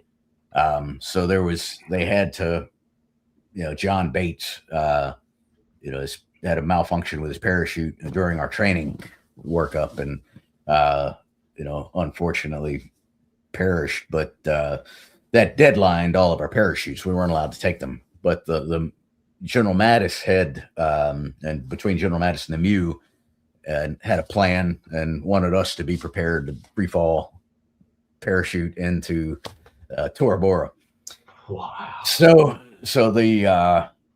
a great buddy of mine volunteered to bring all of our parachutes over. So this guy Dave Lind flies over with our parachutes. He was there for the gunfight on Highway 1, and then ultimately that never came to pass, right? So we did not do the jump in, but things happened there, and John Walker Lind was captured. He had been shot in the leg and was sent back to the MEU to get medical treatment and then be evacuated. The concern that the MEU commander had was that there were a bunch of Marine grunts protecting FOB Rhino that, if they found out an American Taliban was there, would just, want to get in and tune him up. So, and he was going to be, the initial interrogations on FOB Rhino were being conducted by the agency. And he also wanted to make sure that nothing that shouldn't happen, to him wasn't happening. So we got tasked with guarding him for the duration of time that he was there, and then he was taken later back to the ship and on. I heard he's out. I think he's in Ireland now. Yeah, what a terrible scumbag he is. Yeah, I had only had one interaction with him, and it was he had been, I don't know, he'd been in Afghanistan for a year, like a year or two. But I mean, it was almost like he couldn't speak English. Like he spoke English with a horrible accent and everything. He picked up already. He was just not. He was not the smartest guy by any means. But later, my platoon commander had to go and testify at his trial because there were allegations that he was, his lawyers were trying everything, to say that he had been mistreated, and that didn't happen. That was, although I think everybody would have loved to have mistreated him. We had an incredible MU commander, was a guy named Thomas Waldhauser, who was a colonel then. He wound up becoming a 3-star general, and he was a recon Marine. There he is. Yeah. Phenomenal guy. So he wanted him unmolested. We weren't going to mess with him. No hands to be laid on the man. Yeah. Man, I can't even imagine what that must have been like. And having him on the ship, or on the base, that could have gotten bad real quick for him. I mean, not just someone beating him, but it could have gotten even further. They would have turned his lights off if they could have. Sure. Yeah. Jesus. So as this is going on, how far along are you into your deployment here? Are y'all close to going back stateside, or what's next in the line here? Yes. By the time we finish up in Afghanistan, it's time for us to go home. So we jumped back on the boats, and another Marine Expeditionary Unit replaced us, and we stopped. I think back to Australia. We stopped in Sydney and Perth, and they kind of let us, because we had been, really hadn't been out and about. Nobody had, everybody had a lot of money saved up, and a lot of pent up frustrations, and so it was, the Australians were great. They kind of let us, run wild, civilized y'all again, so to speak. Yeah. So we did that, and then pretty much straight back home. Wow. And at this time, we really thought we thought that we had kind of done it. The war was over. There was absolutely, no idea that this was going to continue. So I felt, extraordinarily lucky that I'd had the opportunity after, 14 years of at that point, probably 14 years, having missed, like I said, the first Gulf War. I had been on tap to go to Somalia, and that didn't pan out. So I felt, I kind of finally got my chance to prove that I could do the things I've been training to do. And it went well. All of the Marines in the platoon performed really well. All of them came back. Thank God. And so, we got back from that, and at this point I had been at First Force Recon for 9 years, and really needed to go somewhere. So I had considered going back on embassy duty with my wife and now kids, just because I thought it'd be a good break, and it would be an opportunity to let my kids see the world at a young age. But we were post 9/11. She was especially concerned that terrorism. Yeah, and not knowing if the war was going to be over, I didn't want to like leave in the, if it was still going. Mm-hmm. So, but I had to go somewhere. So I went to the man who had been the commanding officer at First Force Recon, Colonel Coates, had moved to the 1st Special Operations Training Group. And so he asked me to come over there and run the sniper school there. So we have a urban reconnaissance and surveillance course and an urban sniper school that's an advanced course that we ran. So that was established to train the MEUs as they went through their deployment. So while the Force Recon platoon was going through the close quarter battle training, the Recon Battalion platoon and the signals intelligence guys and the snipers would go through this training. So it was an opportunity to really teach, which I loved. But even like when I got there, the rumors had started that the Marine Corps was being told to start up a SOCOM unit. Mm. And it just happened that Colonel Coates was the one who was picked to lead it. And so I had been there for about a year, maybe a little less, when definitely a little less, when he came to me and said, "Hey, do you want to be a part of this thing?" And so it was like, yeah, absolutely. That, I mean, again, right place at the right time and knowing the right people. I mean, that is so crazy for it to work out like that. I mean, yeah.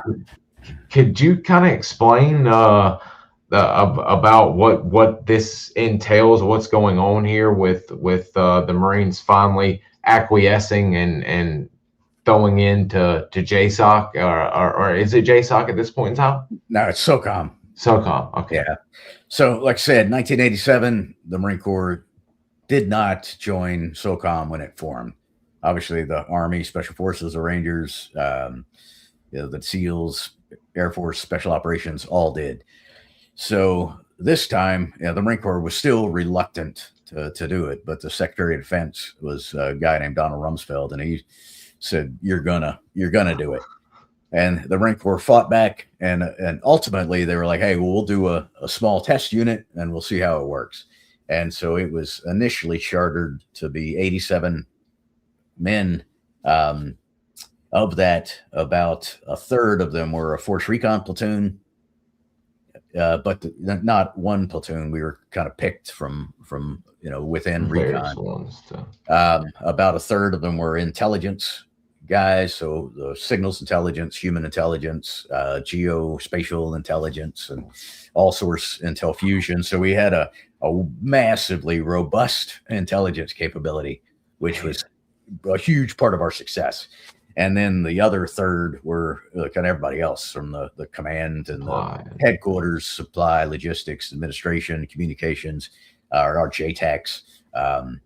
So it was just an awesome crew. It wound up growing a little bit to around 100, but it was, every guy was handpicked, from, and the team, as team leaders, we were given the opportunity to pick who we wanted in our teams to a certain degree. And so it was, I was able to, pick one of the guys that I had trained to go to Force Recon with, years before when we were in 3-7, as my assistant team leader, Sid Boss, who went on to, be the senior enlisted leader at MARSOC, with an incredible career.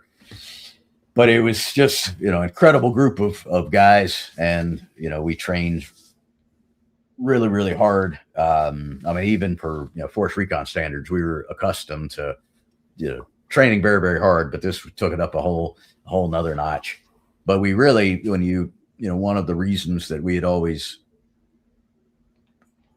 were reluctant, or not reluctant, we're, sad that we hadn't gotten into SOCOM was because money and equipment and things like that. And, you realize that if we had all the money in the world, we still couldn't buy, it takes time to, if you're buying top of the line equipment. So, for a good first full few months of our training, and we only had about a year to get, fully trained and ready to deploy.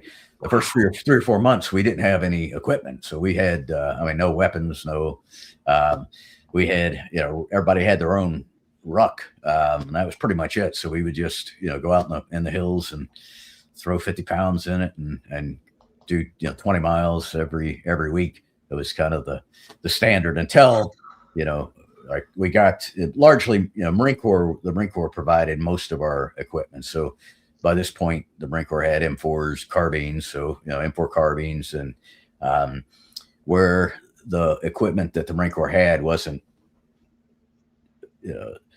what we needed, then we were able to go out and buy things. So we had to go out and buy Kimber. We were able to buy these custom Kimber pistols, which was really, really cool. Better night vision, better a lot of across the board, more high end equipment, which definitely makes it won't lead to mission success, but it definitely helps out.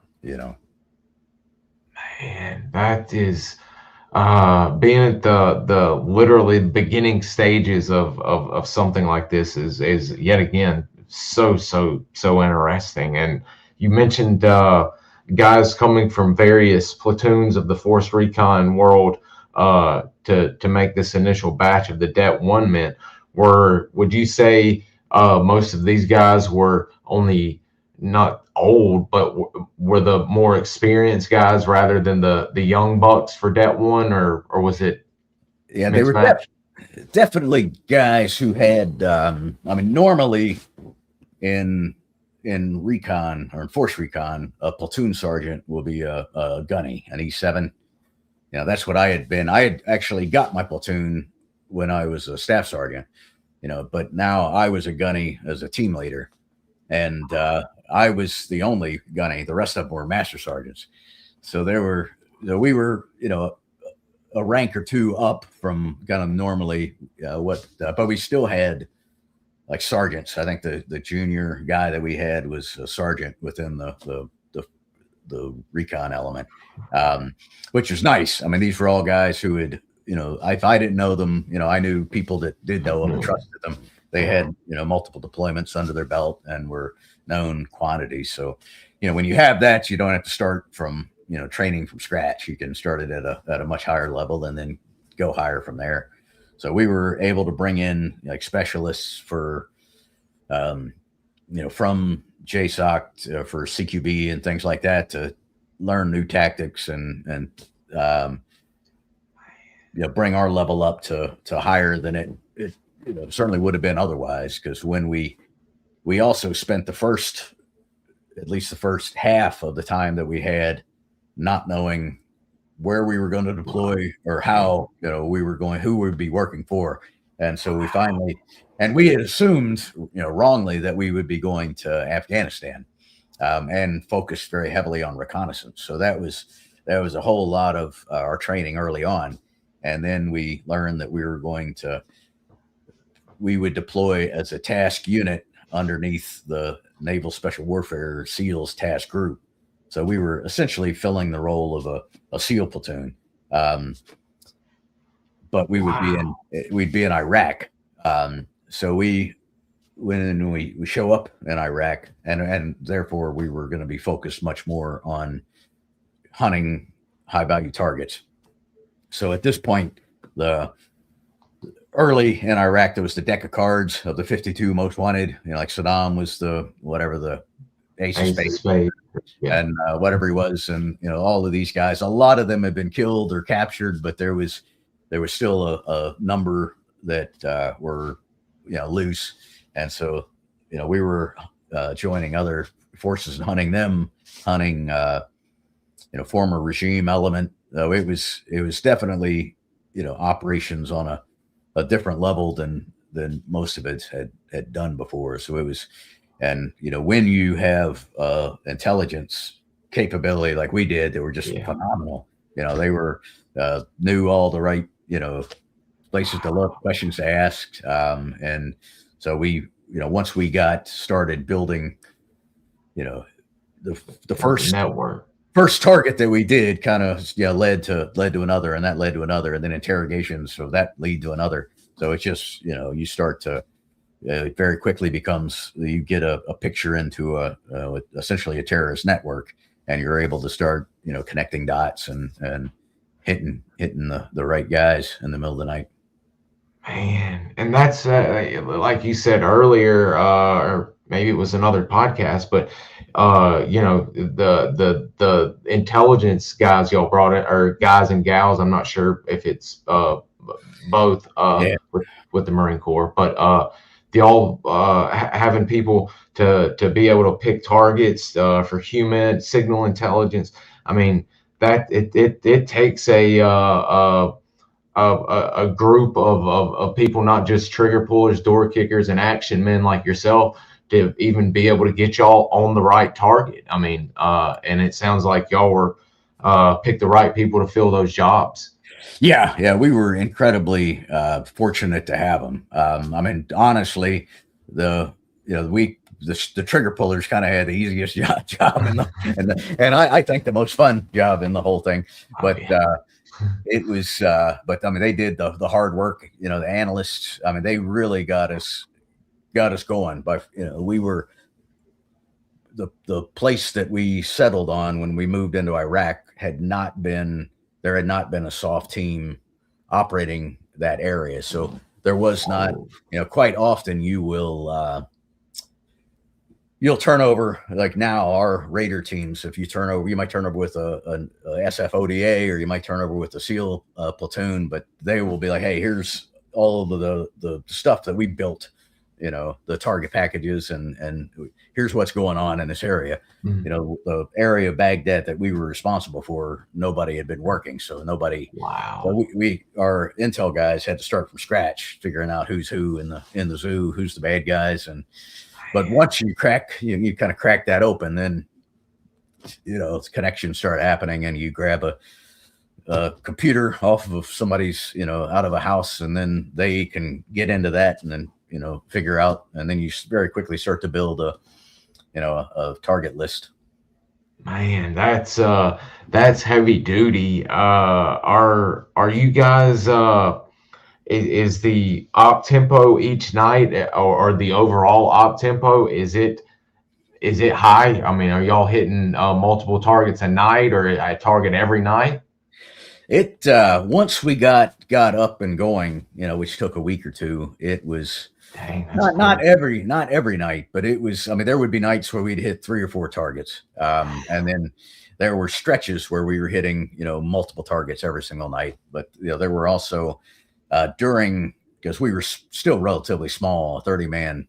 That's crazy. Kind of action arms. So we would, for a while, we were pulled offline to conduct security detail for the vice president of the Iraq.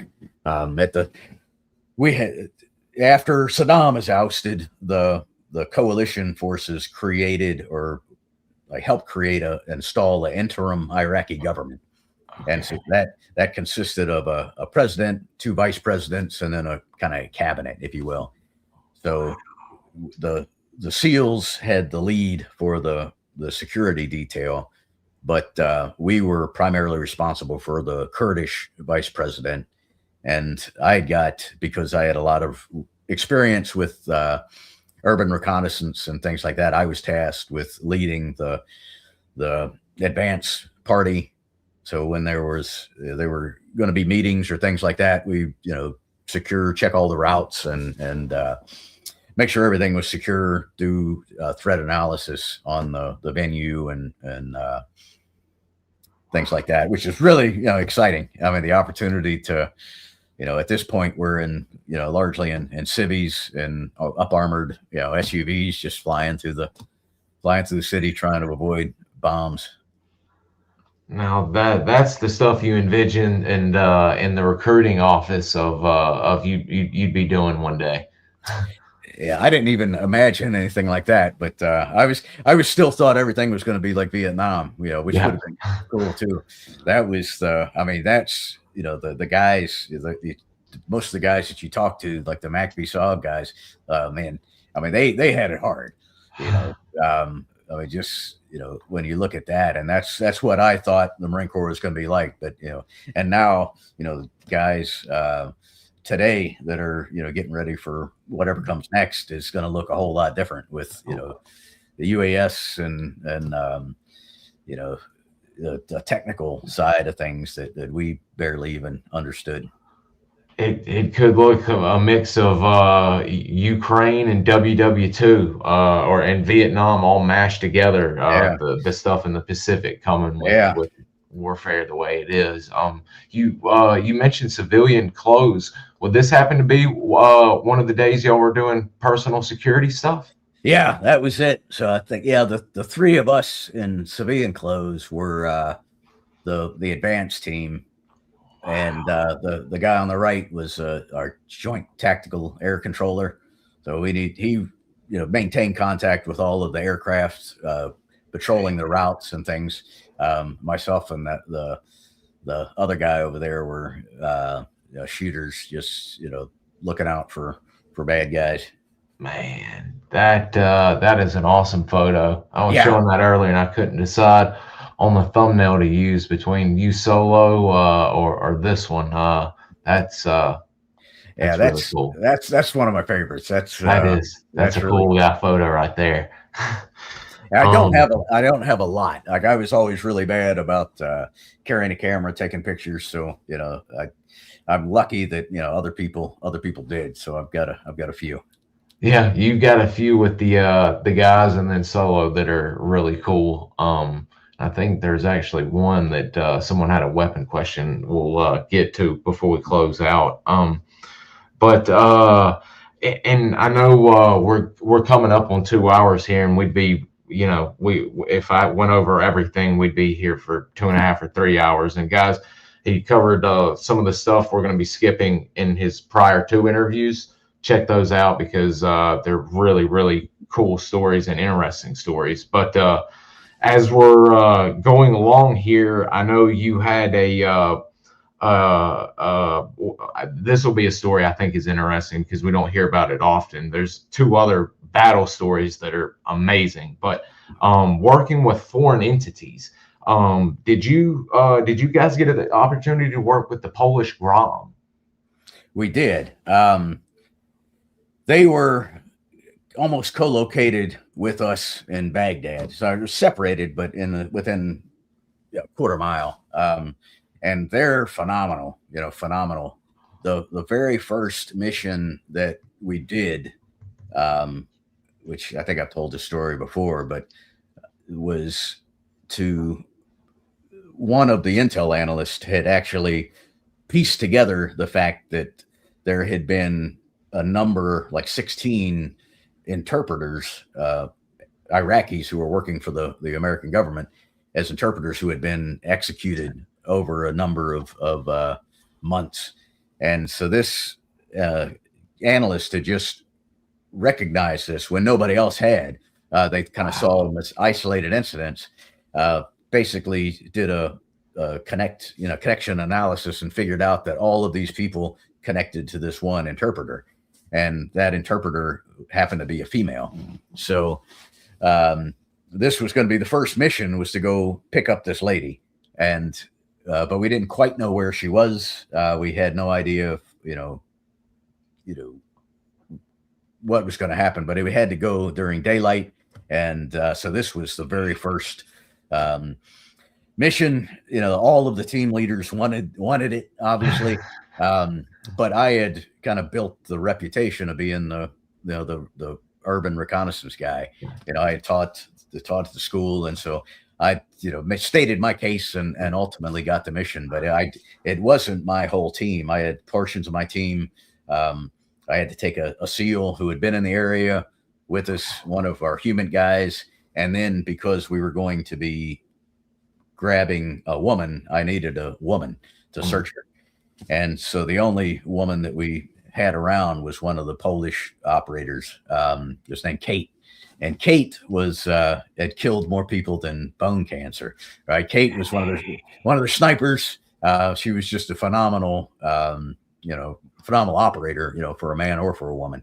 But we wound up, in cities and non-armored vehicles, just in Iraqi, sedans that we had found somewhere, going out to where we thought she wasn't there.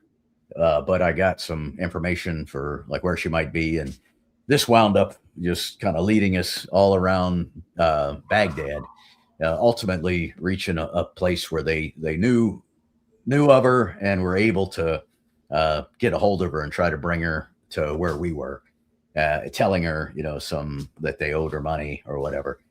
And so when she arrived with a man obviously escorting her. He was armed, and so we disarmed him and her. We rolled up and took back to get interrogated, and they quickly realized that she was, she had been responsible for all these deaths, but not willingly, or wittingly, I guess. She there's the thing called a honeypot, where you, if you're like an ugly dude and a hot chick picks you up in a bar, you got to be cautious. So it's the opposite of that. So, she was, looked like somebody's grandmother, but some hot Iraqi dude had befriended her, and she had, unintentionally given up names and addresses and contact information for all these other interpreters. So once she discovered what had happened, she was pissed. Right? So she very, very quickly gave up the guy, his address, and the man who was with her was really trying to convince us that he had nothing to do with anything. So he was like, "Hey, I'll take you there." So we went the very first actual raid that we did. We went to his house and his place of work at like 2 a.m, and half of the platoon, went into his house, got him. The rest of us went to his place of work, which was it was like a computer store, but it was really a bomb making facility in the back. And so we, wound up kind of starting off, capturing a bomb maker and a whole bunch of supplies, and that led to the computers that he had, information he had, just led to target after target after target. And so was the bomb maker one armed? There was another one that was later. Okay. That was quite a bit later. There were a lot of bomb makers, and he wasn't a bomb maker, but he was his work was facilitating bomb makers. So that was, and then we would work with the GROM on quite a number of missions. Anytime we needed help or they needed help, so they were, a great partner. Man, heard nothing but good things, and that reminded me because Jocko had a guy, one of the guys in the chat brought up Drago that was worked or attached to GROM when he was a SEAL. He was a Polish guy. Did you know Jocko in his AO, or did you cross paths with him? Yeah, both Jocko. Well, I know Drago too. He was one of the GROM with us, but. Yeah, Jocko, we had deployed together years before when I was in Force Recon, and he was a young SEAL, enlisted SEAL. And then when we got to Iraq, he was the guy that kind of showed us around. He was on the staff of the task group that was there at the time. And so following that, he went back and got promoted, took over Bruiser, task unit Bruiser. So yeah, I haven't been able to. I mean, I'd love to get on his podcast and catch up. So we've had some communication. He's good friends and I'm good friends. I'm sure Tilt. John Streckermeyer. I'm sure it'll be coming. With y'all knowing the same people and all of this, I feel sure you'll be on there in no time. But yeah, it was great. I mean, it was interesting to see him again. Now he was an officer, and then he's obviously done pretty well for himself. Man, that's really cool. It's small. I mean, it's a really, really small. Marine Corps small. Special operations community is small, so you keep running into people. Same guys. Man, and guys, where I said I wasn't going to hold him all day. He's got stuff to do. He ends up getting into some really heavy duty stuff, and sniper school ends up becoming his training as a sniper. It comes in handy. He's using some very cool weapons. I believe they're actually using the Mark 11, if I think one of the first times the Marine Corps has gotten that out in the field, they're using it. But we were going to talk a little bit here, and y'all can hear that. I believe that's on Mike Ritland's podcast. I'll link both of those in the show notes where you can hear what we've skipped today. But I was really curious, as you've started to, or you can tell us as we lead into this question, as you started to wind down in your military career, you didn't quote unquote hang it up for good. You've stayed around, and you've actually helped create, if I understood correctly, the actual MARSOC Raider selection course.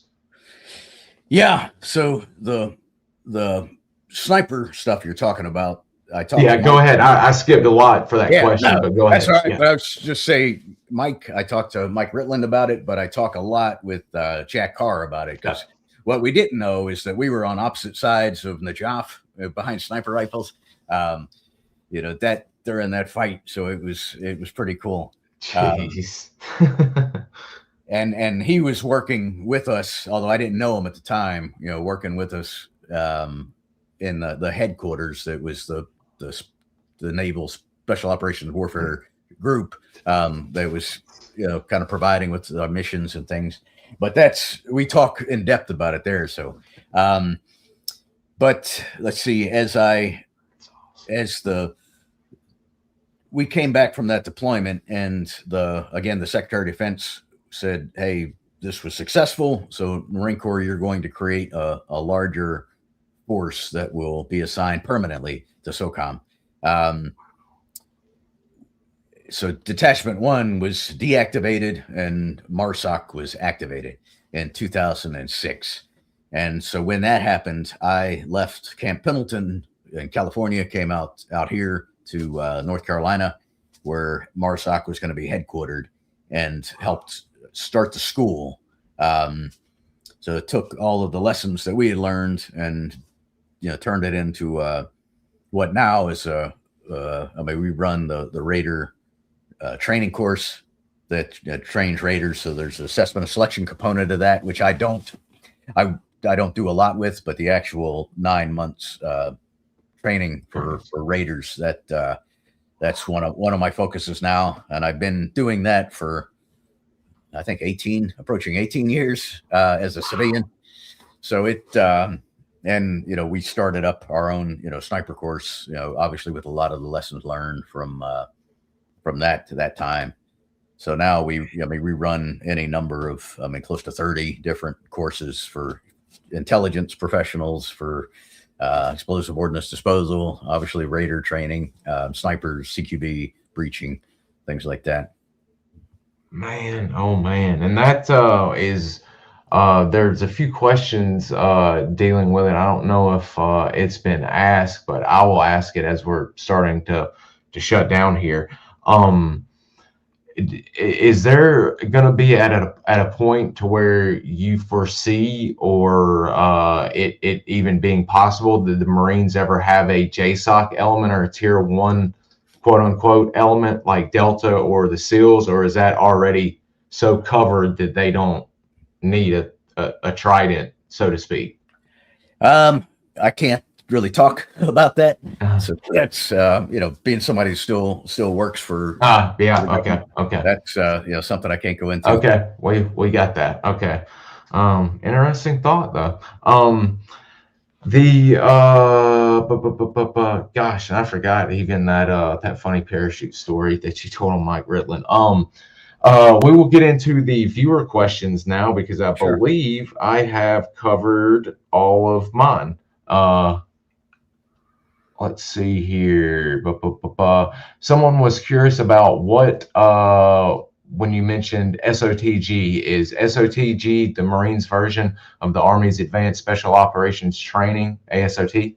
No, it's a different thing entirely. So the special operations training group runs a number of courses that train in specific special operations skills. So close quarter battle is one, urban reconnaissance. In some of the courses, there is a little bit of overlap, I would say, but it's not to say that the two are similar at all would be mistaken. Very interesting. Wow. Very, very interesting. And Josh, also, it's been impressive to watch the Marine Corps finally over the GWOT go from Army hand-me-downs to being outfitted like CAG with PVS-31s and HK-416s. It is. I got to say, it's very cool seeing photos of the operators and not knowing who it is just based on the awesome gear. Very, very cool. Yeah, not everybody in the Marine Corps has it has those things. We with DET-1, I would say that when we deployed, we were pretty well equipped. 416s weren't, I don't even think they were available, but when we got back, we started testing them. But at the time, when the Marine Corps had primarily PVS 14s, we were rocking 18s and so it was, and M4s, long before most folks did.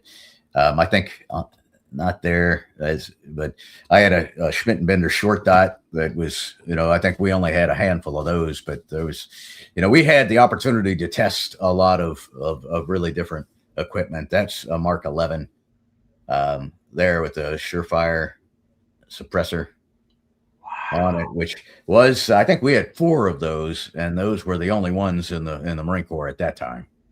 Oh wow, man. Yeah.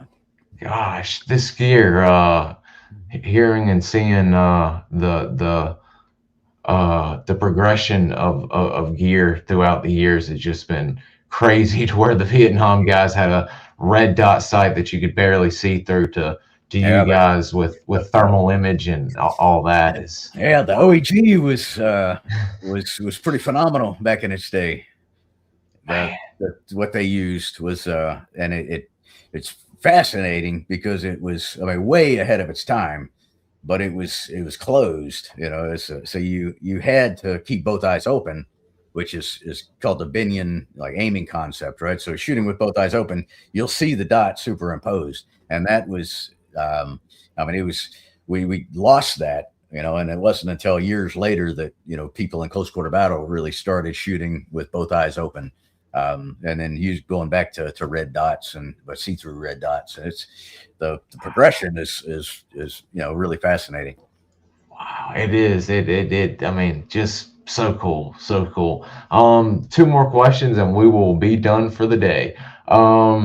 Does John know of Kevin Owens, former 3rd Group SF guy? Got a gig training MARSOC snipers. I believe he's the Irish American gentleman that was with Mike Glover for a while on their podcast. Bald-headed gentleman, if I'm not mistaken. I don't. The name sounds familiar. I've been blown up a lot, so until I see a face, I have a hard time. I'm not. I couldn't pick him out of a lineup, but I may well have met him, and I may well even know him.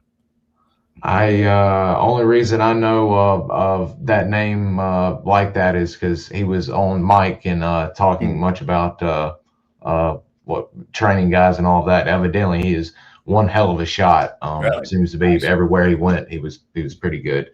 And yeah, man, I just completely had a brain fart and forgot the last question I was going to say. Well, you being active duty, let's see. Where do you foresee is MARSOC here to stay, and are the Raiders here to stay? I guess would be a good one. I hope so. I think so. For the first number of years, it was absolutely touch and go. There were always questions about funding and, do we need another special operations component? But now, as of last week, last week, the 23rd of February was the 20th anniversary of MARSOC. Wow. So then you tack on 3 years of Detachment One before that. So, now we've been attached to SOCOM and part of SOCOM for 23 years. I think I would hope that we're relatively safe. We certainly, it's incredible to watch, what happens, when teams, raiders deploy overseas and come back. They're become a very respected member of the SOCOM community. I think is more than accurate to say, and at this point work really well with all the other our sister branches.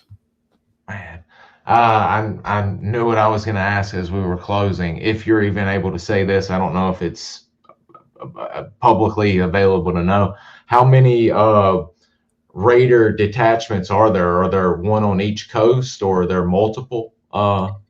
So groups? there are 3 battalions. For a while, we had 2 battalions on the East Coast and 1 on the West Coast. That's since we brought everybody to the East Coast. So all 3, the regiment with 3 battalions are here. Oh, wow. Okay. Yeah. Very cool. Centralized and all together then. Excellent. None of that East versus West Coast drama going on then. No. All righty. Well, I've managed to just only hold you 15 over of what we agreed upon, but is there anything you'd like to say as we're shutting down for the afternoon?